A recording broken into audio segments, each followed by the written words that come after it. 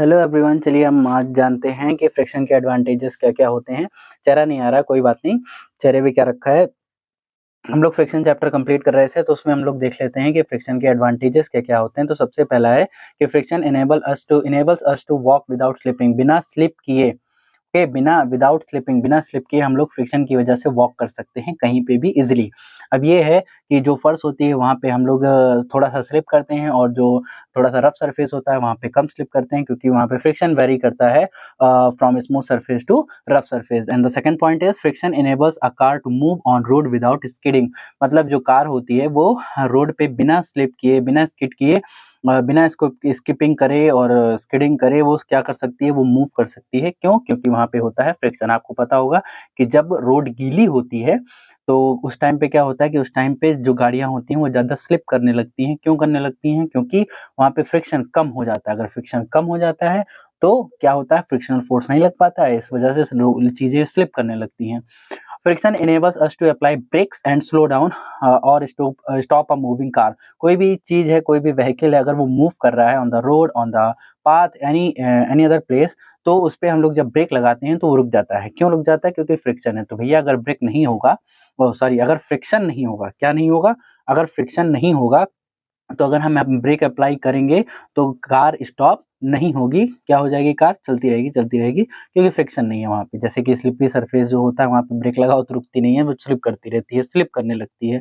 Friction enables us to write and draw on paper. अब जैसे देखिए हम कोई चीज़ लिख रहे हैं, तो ये क्यों लिख पा रहे हैं? क्योंकि यहाँ पे फ्रिक्शन। अगर फ्रिक्शन ना होता तो हम ये चीज़ अपनी पेन यहाँ रखे और हम कुछ भी लिखना चाहते हैं तो वो क्या कर जाता? स्लिप कर जाता। लेकिन हम कोई भी चीज़ लिख ले रहे हैं कि नहीं लिख ले रहे हैं? हम कोई भी चीज़ बड़े आराम से यहाँ पे लिख ले रहे हैं, तो इसका मतलब क्या है कि यहाँ पे क्या है? फ्रिक्शन है, जो कि इसके मूवमेंट को अपोज़ कर रहा है, मूवमेंट को अपोज़ कर रहा है। इस वजह से हम कोई भी चीज़ राइट कर सकते हैं on the board, on the paper, on any other place. Nails can be fixed by friction. ये नेल्स आपके हाथों की नेल्स नहीं है, ये जो कील होती है, उस कील की बात हो रही है। कील को जब दीवार पे ठोकते हो, तो वो स्लिप नहीं करती, वो अंदर चली जाती है। तो that is what is the reason behind it? That is friction. अगर फ्रिक्शन नहीं होगा तो कीलें क्या होगी? स्लिप कर जाएँगी। Friction enables us to light a match stick. आप माचिस जलाते हैं, माचिस की जो डिब्बी होती है, माचिस की जो डिब्बी होती है, उसपे क्या करते हैं? उसपे स्ट्राइक करते हैं। स्ट्राइक करने की वजह से क्या होता है कि माचिस जल जाती है। अब स्ट्राइक करते हैं तो उसपे थोड़ा-सा फ्रिक्शन होता है, रगड़ता है ना? ये जो मैच स्टिक होता है वो थोड़ा-सा क्या करता है, वो जो डिब्बा होता है उसपे रगड़ता है। रगड़ने की वजह से क्या होती है, उसमें लाइटनिंग हो जाती है, आग जल जाती है। तो अगर फ्रिक्शन नहीं होगा तो रगड़ नहीं होगी, रगड़ नहीं होगी तो जलेगा नहीं। तो ये सारे एडवांटेजेस हैं फ्रिक्शन के। फ्रिक्शन का होना इम्पोर्टेंट है। ये सारे पॉइंट्स से हमें ये पता चलता है। तो चलिए अब हम लोग देख लेते हैं डिसएडवांटेजेस ऑफ फ्रिक्शन। आपको पता है कि फ्रिक्शन के एडवांटेजेस भी हैं और डिसएडवांटेजेस भी हैं। बोथ चीज़ें रिलाई करती हैं फ्रिक्शन से। तो चलिए देखते हैं। तो first point is friction slow down motion. आप मोशन कर रहे हैं, तो पता है ना कि जो फ्रिक्शन होता है वो जस्ट उसका अपोज़िट होता है, आपके मोशन को रोकने का काम करता है। तो फ्रिक्शन की वजह से क्या करता है, आपका मोशन जो है वो रुक जाता है। जैसे आप साइकिल की एक पेडल मारते हो और सोचते हैं कि स्कूल से घर या घर से कहीं और जहाँ मन करे वहाँ एक पेडल मारा, क्योंकि एक पेडल मारने से आप मोशन तो करने लगेंगे ना, आपकी साइकिल मोशन करने लगेगी। तो आप एक पेडल मारते हैं और आप सोचते हैं कि अब दोबारा पेडल ना मारना पड़े, और फिर क्या हो कि वो साइकिल चलती रहे, लेकिन बट ऐसा नहीं होता है, क्योंकि वहाँ पे क्या होता है, वहाँ पे होता है आपका दुश्मन, that is called friction.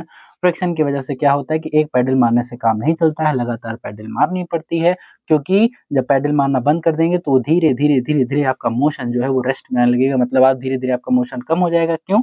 Friction की वजह से। Friction wears away the soles of our shoes. हमारे जो जूते होते हैं, जो स्लीपर्स होते हैं, वो धीरे-धीरे क्या हो जाते हैं, धीरे-धीरे घिस जाते हैं। वो घिस क्यों जाते हैं? क्योंकि फ्रिक्शन होता है, बार-बार चल रहे हैं, रफ सरफेस पे, स्लिपरी सरफेस पे बार-बार चल रहे हैं, तो उसकी वजह से फ्रिक्शन होता है, रगड़ होती है, और हमारा जो सोल हो जाता है, हमारा नहीं, चप्पलों का चप्पलों का और शूज़ का जो सोल्स होते हैं वो क्या हो जाते हैं, हाँ, वो वियर्स अवे हो जाते हैं, घिस जाते हैं। Tyres of vehicles wear out. जो गाड़ियों के पहिए होते हैं वो भी क्या हो जाते हैं, वियर आउट हो जाते हैं, वो भी घिस जाते हैं। इसीलिए तो जब गाड़ियाँ खरीदते हैं तो कुछ टाइम के बाद हमें टायर्स को रिमूव करना पड़ता है, सॉरी रिमूव नहीं, चेंज करना पड़ता है। क्यों चेंज करना पड़ता है? वही टायर से पूरी ज़िंदगी काम नहीं चलने वाले, क्योंकि वो धीरे-धीरे घिस जाते हैं। उसका भी रीज़न क्या है? उसका भी रीज़न हम ये है friction.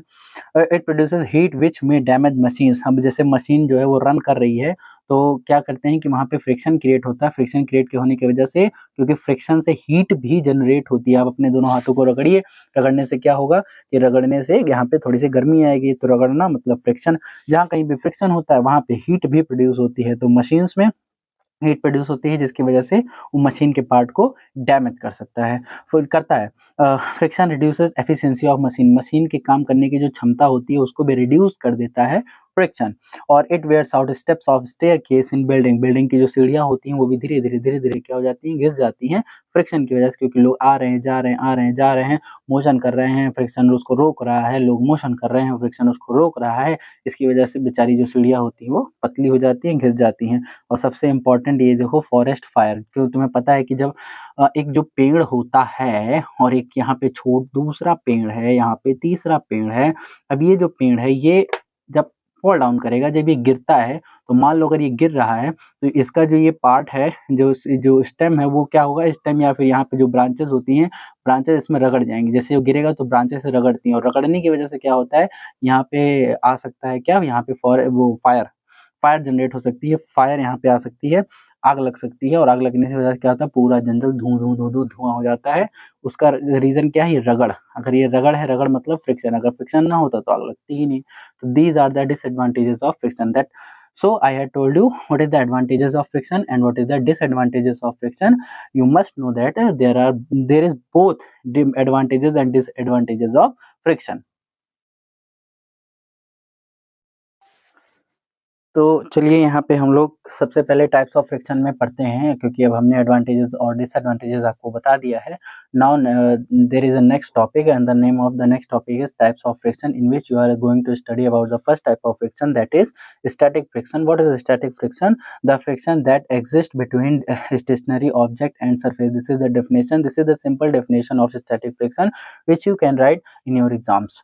The friction that exists between stationary object and surface. अब यहाँ पे क्या है, यहाँ पे मे बी आपको ये दिख रहा हो, तो यहाँ पे ये चीज है, ये क्या है, this is a surface and this is also a surface. देखो ये एक सरफेस है और इसका भी एक सरफेस होता है, ठीक है। ये पेपर है और ये आपका मार्कर है, तो पेपर पे हमने मार्कर रख दिया। अब दोनों का जो सरफेस है वो एक दूसरे के टच में है, बट लेकिन ये जो मार्कर है, ये मार्कर मूव नहीं कर रहा है। तो हमने तो बताया है, हमने क्या, आपने पढ़ा होगा कि जो फ्रिक्शन होता है वो क्या करता है, वो किसी भी मूविंग ऑब्जेक्ट को अपोज करता है, मूविंग ऑब्जेक्ट को रोकने का काम करता है। तो ये तो मूव कर नहीं रहा, तो मूव नहीं कर रहा है, तो क्या मूव नहीं कर रहा है, तो क्या इस पे फ्रिक्शन नहीं लग रहा है? लग रहा है, इस पे फ्रिक्शन लग रहा है, क्योंकि इस पे अगर हम हल्का सा चाहे 1 न्यूटन या कितना भी फोर्स लगाएं तो ये अपनी यहाँ से मूव नहीं कर रहा है। तो मेरा फोर्स जा कहाँ रहा है?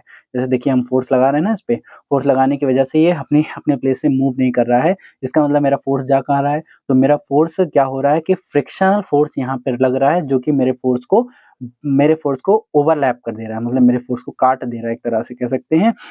तो इसका मतलब ये हुआ कि कोई भी चीज अगर स्टेशनरी है, स्टेशनरी मतलब अगर कोई भी चीज रेस्ट में है तब भी उस पे फोर्स लगता है। और कौन सा फोर्स लगता है? Static friction. क्योंकि अगर ना लग रहा होता तो इसको हम हल्का सा पुश करते, हल्का सा पुश पुश वाले डायरेक्शन में फोर्स लगाते तो ये मूव कर जाना चाहिए था, लेकिन मूव नहीं कर रहा है। इसका मतलब इधर से कोई है जो इसको पकड़े हुए है। वो कौन है? फ्रिक्शन। कौन सा फ्रिक्शन? Static friction. अब अगर इस पे ज्यादा इस पे फ्रिक्शन लगाएंगे तो उधर से ज्यादा। तो the force required to overcome friction at the state and object start moving is a measure of static friction. हम देखो जैसे कि कोई ऑब्जेक्ट अगर रेस्ट में है तो तुम उस पर जितना फोर्स लगाओगे कि वो मूव करने लगे, उसको वो क्या होता है? वो होता है स्टैटिक फ्रिक्शन का मेजरमेंट। वही होता है स्टैटिक फ्रिक्शन। तुमने कितना फोर्स लगाया उस ऑब्जेक्ट को मूव कराने के लिए, that is called static friction. वो स्टैटिक फ्रिक्शन का मेजरमेंट होता है, इतना होता है। तो जैसे अब हम यहाँ पे 1 न्यूटन का फोर्स लगाए तो स्टैटिक फ्रिक्शन कितना हो जाएगा? 1 न्यूटन हो जाएगा, क्योंकि तुम्हें फ्रिक्शन को जीतने के लिए 1 न्यूटन का फोर्स लगाना पड़ा, 2 न्यूटन का फोर्स लगाना पड़ा। कहने का मतलब ये है कि जितना फोर्स आपने लगाया, क्योंकि अभी तो ये रेस्ट में है, तो जितना भी फोर्स लगा के इसको मूव कराओगे वो किसका मेजरमेंट हो जाएगा? वो हो जाएगा स्टैटिक फ्रिक्शन का।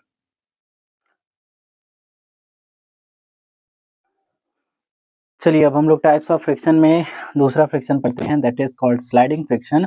अब स्लाइडिंग फ्रिक्शन में क्या होता है पहले हम लोग थोड़ा सा जान लेते हैं। तो यहाँ पे फिर से एक ऑब्जेक्ट है, ऑब्जेक्ट कह सकते हो, फिर से एक ऑब्जेक्ट है उसका सरफेस है, दूसरा ऑब्जेक्ट है उसका एक सरफेस है, दोनों एक दूसरे के कांटेक्ट में हैं क्योंकि frictional force is a type of contact force.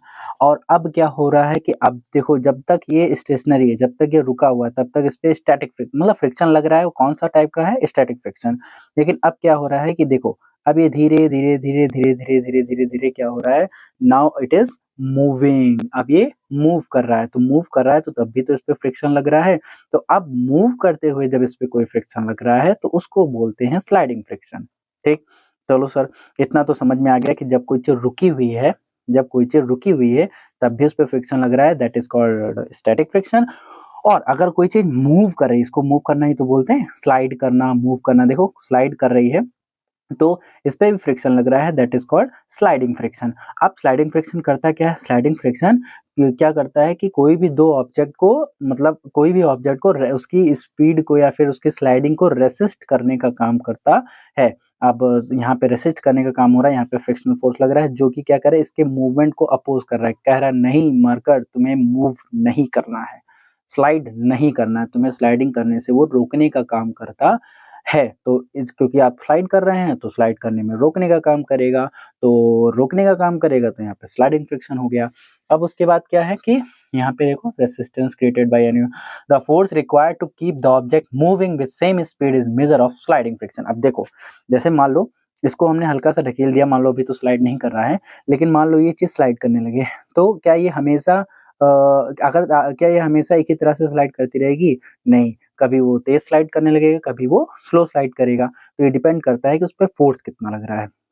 तो देखो फोर्स डिपेंड करता है, इसको फोर्स से कैसे मतलब कनेक्ट करते हैं, देखो स्लाइडिंग फ्रिक्शन कहा जाए कि स्लाइडिंग फ्रिक्शन का मेजरमेंट कितना होगा, कैसे नापा जाए स्लाइडिंग फ्रिक्शन, जैसे स्टैटिक फ्रिक्शन बताया था, अगर माना समझ में आया तो स्लाइडिंग फ्रिक्शन में समझ लीजिए कि स्लाइडिंग फ्रिक्शन को मेजर कैसे किया जाए कि स्लाइडिंग फ्रिक्शन में जो फोर्स लग रहा है वो कितना लग रहा है।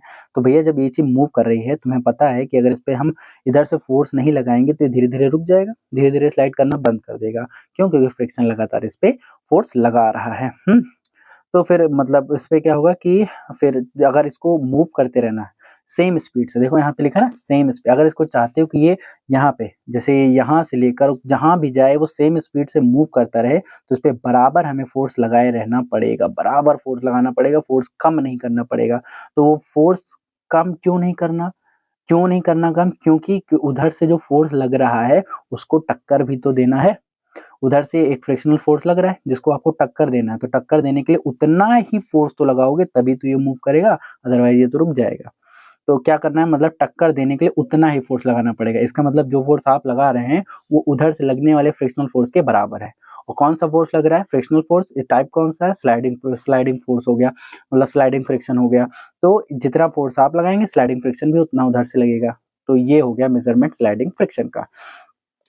तो मतलब जितना फोर्स आप लगा रहे हैं उतना ही स्लाइडिंग फ्रिक्शन का भी फोर्स, आप 10 न्यूटन का फोर्स लगा रहे हैं तो उधर से भी 10 न्यूटन का फोर्स लग रहा है। अगर तुमसे मतलब आपसे पूछा जाए कि भैया देखो ये चीज स्लाइड कर रही है, बताओ कि स्लाइडिंग फ्रिक्शन कितना है, तो आप ये देखिए कि आप कितना फोर्स लगा रहे हैं, तो बस उतना फोर्स उधर से भी लग रहा है, दैट इज स्लाइडिंग फ्रिक्शन।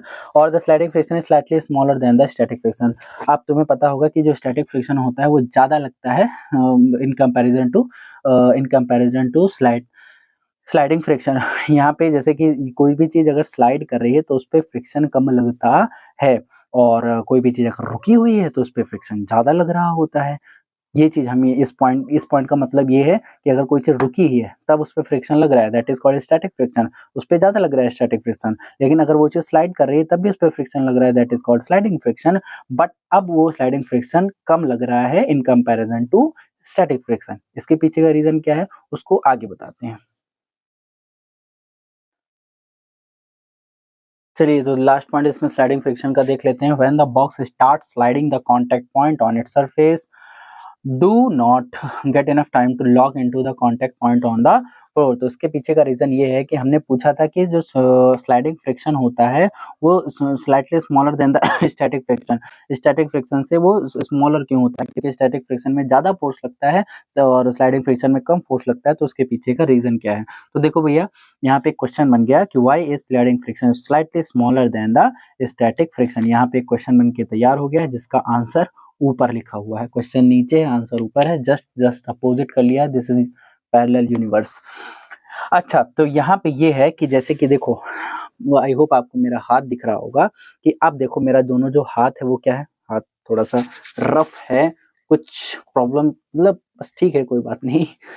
हाँ तो यहाँ पे क्या है कि जो मेरा हाथ है वो अभी रेस्ट में है, ठीक है, जो मेरा हाथ है वो किस में है, मेरा हाथ जो है वो रेस्ट पोजीशन में, रेस्ट पोजीशन में होने की वजह से क्या होता है कि इसका जो सरफेस, मान लेते हैं इसका सरफेस इस तरह से है और इसका सरफेस है दोनों हाथ का, तो रेस्ट में अगर दोनों है तो धीरे धीरे धीरे धीरे क्या हो जाते हैं कि ये लॉक हो गए, ये देखो लॉक हो गए ना इस तरह से, ये एक दूसरे के अंदर एक दूसरे में लॉक हो गए। तो अब इनको मूव कराना थोड़ा सा डिफिकल्ट हो जाता है। क्यों हो जाता है? क्योंकि एकदम अच्छे से लॉक हो गए हैं और एक दूसरे को छोड़ना नहीं चाहते हैं, तो लेकिन इनको मूव कराना है तो थोड़ा सा क्या होगा कि थोड़ा सा फ्रिक्शन ज़्यादा लगाना पड़ेगा, सॉरी फोर्स ज़्यादा लगाना पड़ेगा।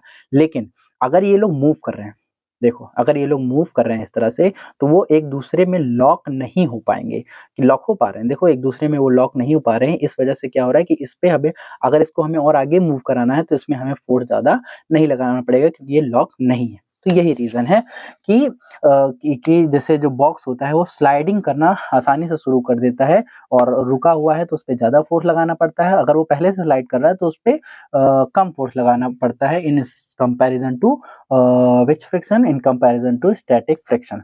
तो भैया ये क्वेश्चन है, दैट इज द आंसर। और यहाँ पे हमने I had told you in this video about the types of friction. The first type was static friction and the second is sliding friction. तो तुम्हें यहाँ से ये कंक्लूजन मिला, the conclusion is that static friction is greater than sliding friction. और यहाँ पे question बहुत प्यारा बनता है कि स्लाइडिंग फ्रिक्शन कम क्यों होता है स्टैटिक फ्रिक्शन, तो this is the reason and I have told you. Thank you.